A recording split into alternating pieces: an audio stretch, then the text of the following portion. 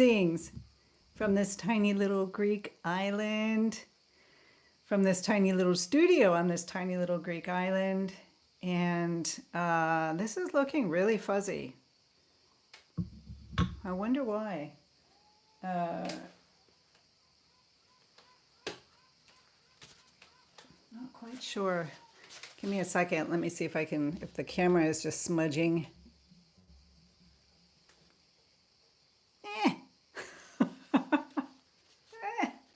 Okay.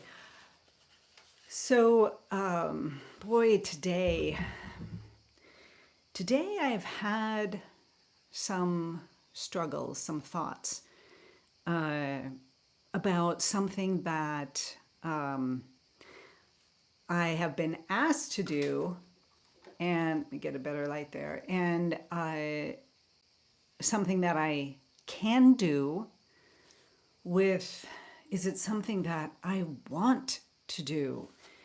And there are many, many different factors going into this, and I'm not going to go into them. It's not really that important. But I was thinking about that. Like, when is it valid to say no? And when should you just kind of do it anyways? Because, you know, there's a lot of other positive things about it if I do this particular thing. And so I've been thinking about that and wondering how much of saying no has to do with where we are in our lives. And I'm thinking the age difference. Like, if I was 30, I couldn't possibly justify saying no to this particular project that I have been asked to do. And now that I'm 60, I'm thinking, well, I don't mind doing it. It's fine. But it's not something that just makes me vibrate, makes me excited, and makes me... And so I've been thinking about that. I guess I'm going to ask you guys, what are the differentiating aspects of when you come to a decision, yes or no? Is it depending on the age? Like, you know, people have always talked, the older you get, the more you want to focus on just what you want to do. And I find this true. And it's not like time is running out, so I better do what I want to do and have a good time with it because I don't know if I'm going to be here tomorrow. That's definitely part of it, because when you're 30, you don't really think about that, do you? And so I'm thinking, like, should I, or should I just let it go, get it off my back completely? And so I did a lot of work this morning around that, a lot of journaling, and a lot of really coming to understand where my trouble is in making this decision. Should I do this project, or should I just let it go and, you know, just focus on my painting and not even bother with it? Well, here's the cool thing, right? It's not the matter if I said yes or no to this particular project and if I'm going to do it or not. What was great about this morning's dive into the what should I do about this particular situation was that I came to the understanding of where my difficulty in making this decision was coming through. And when you peel back the layers of the onion, you know, it really just comes down to guilt and maybe even shame. And the idea that if I say no, what will this other person say? Good morning, my dear Corby. So nice to have you here, especially on today when I'm going into this dark space and trying to find my way out. So, what will this person think about me? God. And then, what will my family think about me if I say no? And then, what will the greater society think of me if I say no? And again, it's not about if I say yes or no to this particular project. That's not the problem. The problem is how I am approaching the idea of saying no. No, I'm not doing that. Give it to somebody else. It's not mine. Because if I say no, what will all these people think? Okay, so that's a pretty strong habit. It's a habit of mine to come to life in these certain ways. What will everybody think? And will I be accepted? And will I be good enough? And will it work? And will I make everybody happy? Oh dear, oh dear, oh my, oh dear, at this age that I am still tied to this type of energy. And if you look on that emotional frequency scale, it's right down there at the very bottom. It's got the lowest frequency. It is not a place I want to be in. So, what is the point? The point is, this time, the problem, I didn't actually state what the actual problem was.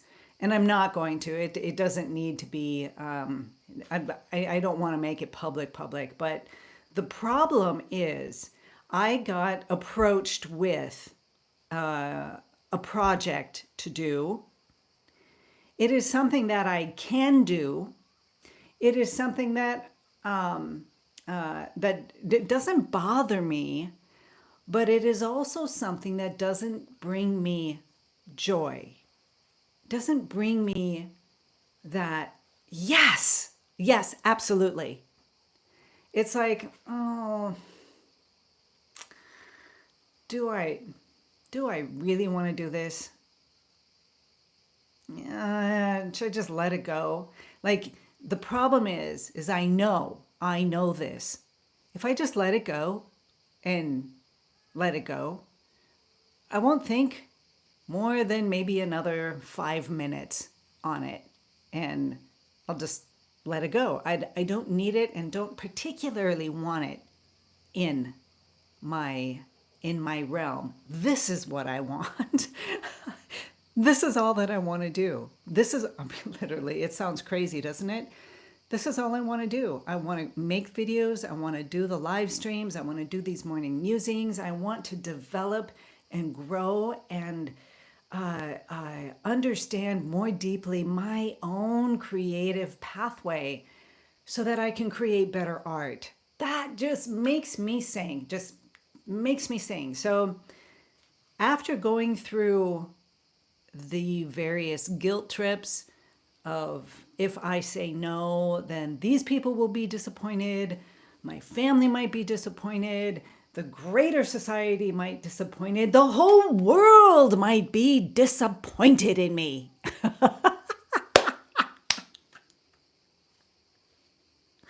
Isn't that insane how that works? How you can just get wrapped up into that spiral and just sucked down into these lower frequency levels. I got sucked right into that shame area, that shame level, and thought, okay, this is why This is why I'm happy. Oh, hello, Erin. How nice to meet you. Hello, hello. I got sucked down into these lower frequency emotions this morning. And I thought, okay, what is the point of me being sucked down into these lower frequency? If I worked a 9 to 5 job, yeah, I would have time to do it, Corby. I would have time to do it. So if it's getting sucked down into this area of feeling guilty and feeling shame, because shame is just below guilt. So guilt is like, oh, I'm disappointing people. And shame is, I'm not worthy enough. I'm not good enough. Oh God, look at you. You can't even do this thing, right?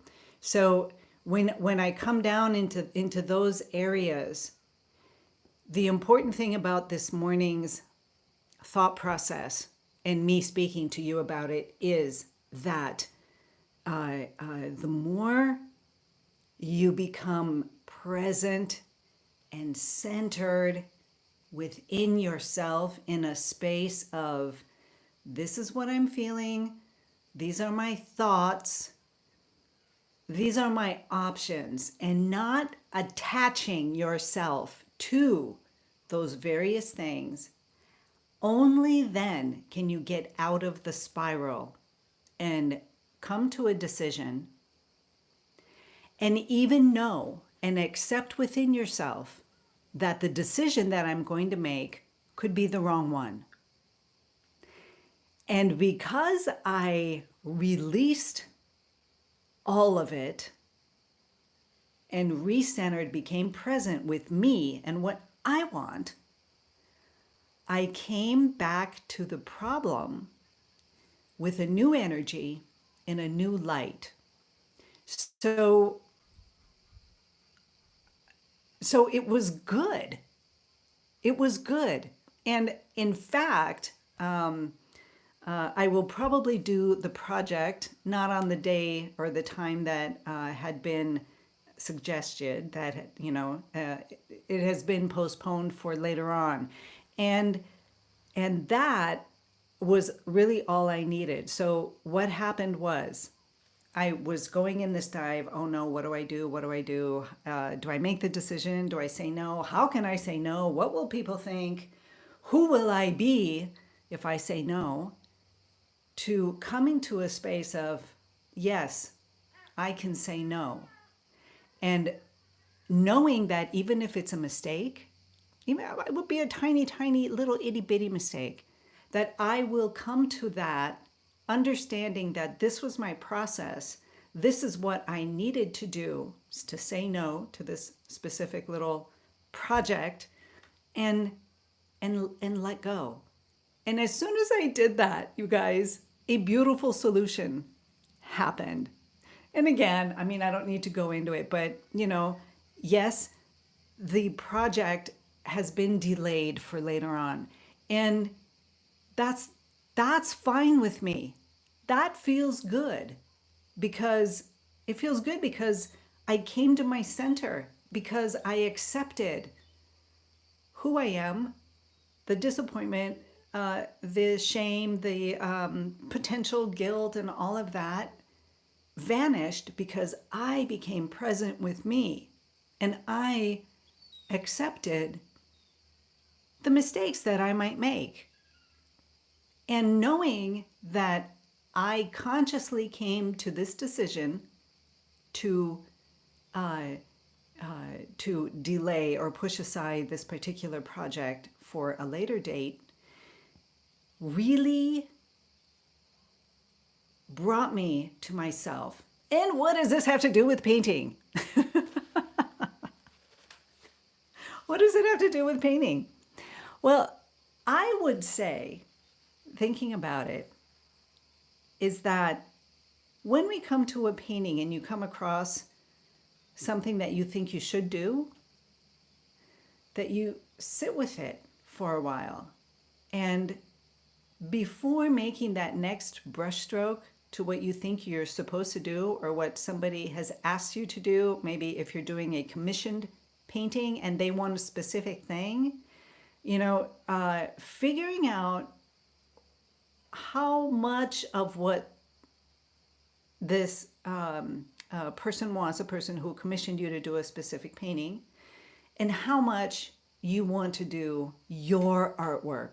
So it's coming to a place of being in your own authenticity as an artist, maybe adjusting a little bit for the person who asked you to do this artwork, and not feeling guilty about holding on to your authenticity throughout the painting.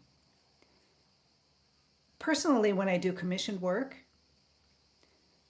I work with what this other person wants, what they're looking for, and I hold on to my perspective of what a beautiful artwork will be for this person. So I don't give up the compositional and design aspects for what somebody wants, because somebody who's commissioning you to do a painting doesn't really understand how a two-dimensional, what it would look like on a two-dimensional surface. And so I need to hold on to my artistry, to my authenticity, to who I am. And yeah, I can work with them, but work with them without me losing myself. This is a shout out to Kelley. If you're listening, probably not this time of the hour, but if you listen tomorrow, this is a shout out to you, because it was a really, really good lesson of the painting that you're working on, this commission, and how to navigate those waters. And like with this problem this morning, rather than going on this deep dive into guilt and shame and, oh my gosh, how do I hold on to myself and be authentically me, creatively me, humming in this vibe, and also accommodate this other project, this other group, and how do I make it work for me, and also be available to what they're asking of me. So I hope that makes sense. Somebody give me a thumbs up or something if what I'm talking about makes sense to you. And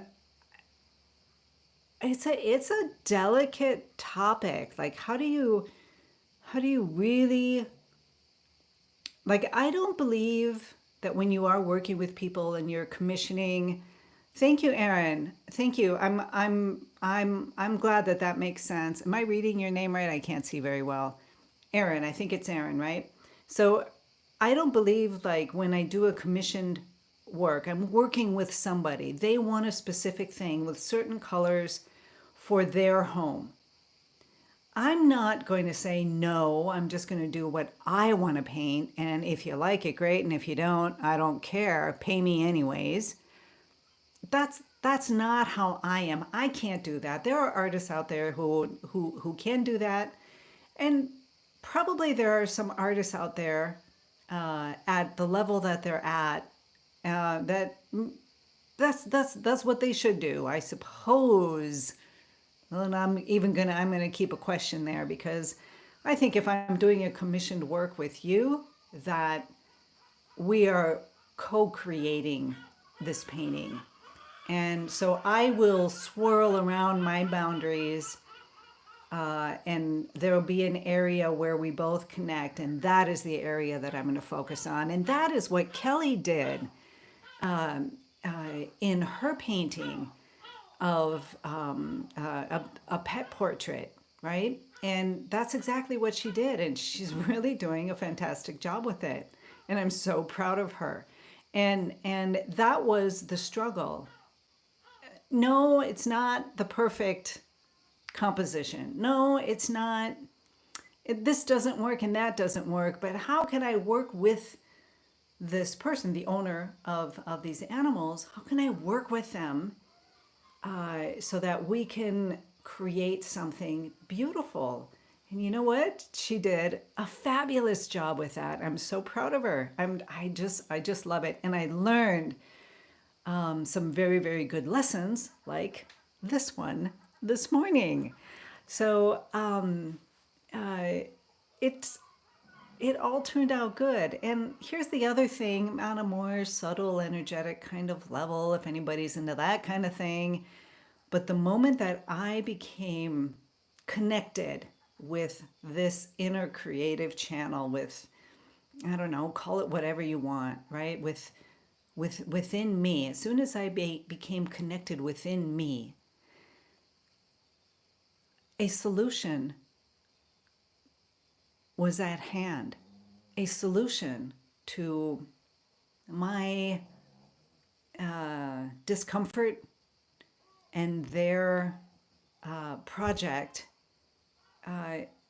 immediately found a solution. So, how much of when we come to making some decision, it is, isn't it? Has it happened to you too, Aaron? Has it? I mean, that really subtle kind of thing. I'm thinking that, oh gosh, that just opened something else up to me. So I'm thinking that when we know where we are, when we are centered and we have worked through all the kinks, all the, you peeled back the layers of the onion and gotten to the core of things, then because energetically we are aligned, then it kind of seems like everything else comes into alignment.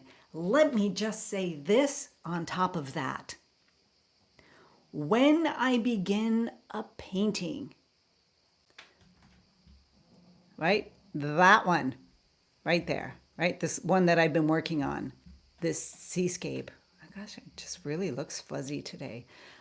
Anyways, when I begin the painting with scouting out the scene, finding something, being in that, oh, I like this, and then imagining it and fantasizing about it and working with it and drawing my Notans, because the Notans are up here in that abstract area. And then I whittle it down and start doing like those 3 value sketches, color sketches. Am I going to go with this color palette or that one? How is the Notan actually playing out in color? How is it working? How is the design working? Putting all of that together. And then if I like it enough, then I sit down and do the painting in oils. Okay. And then if the painting works in oils and it works, and this one worked, now I'm going to do it on a large scale. So that is because I came into alignment with it. That is because I was already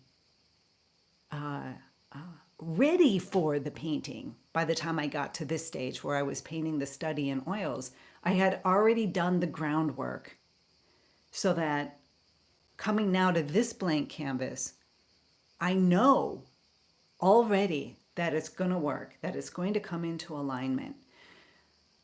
Notan, Notan, Notan, Notan. Ugh, if I had understood how incredibly important this Notan idea was years ago when I started painting, I don't know, perhaps I would be farther along the road. Who knows? Maybe not. And it doesn't matter at all. It doesn't matter at all. But the lessons that I'm getting from the Notan are incredible. So coming into that balance, into your center, really understanding how the painting is going to be put together, because you've done the foundational work. You've done it. You know, there it is. Can you ask, what is the Notan? Whoo, Aaron. Yes, of course you can ask.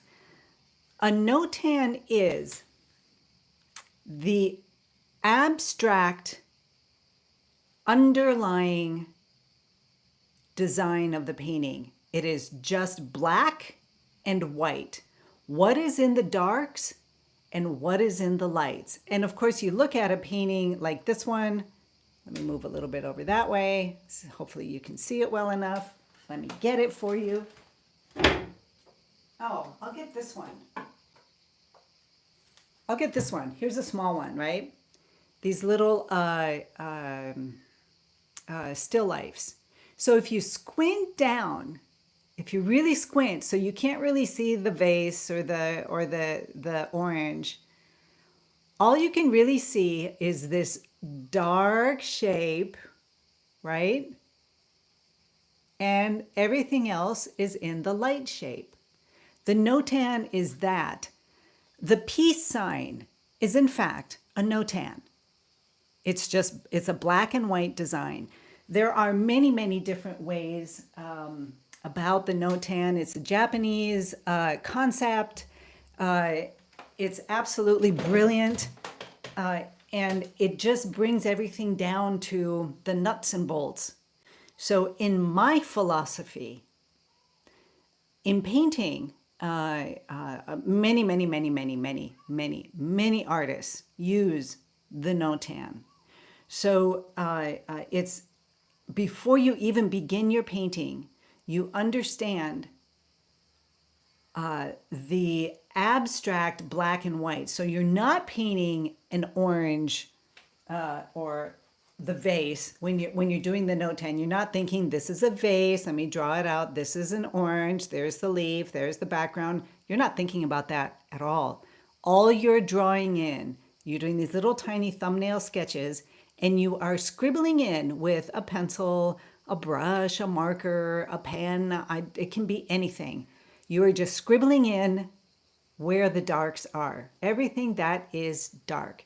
Squinting down. When you squint down, you can't see the actual shapes and what they are. You don't care what they are. All you care about is what's dark and what's in the light. And Aaron, there is no right or wrong. So, for example, in my little Notan sketches, these little thumbnail sketches that are like 1 inch by 2 inch or 2 inches by 1 inches or whatever, little tiny ones. Don't go big. Don't. You just need little scribbles. So in my Notan, I get to choose. I choose. I'm going to put the tabletop. This is all a tabletop. I'm going to turn this and move it into the darks and leave the background in light. Okay? I get to choose. In another one, I might do the background all dark and leave the table in light.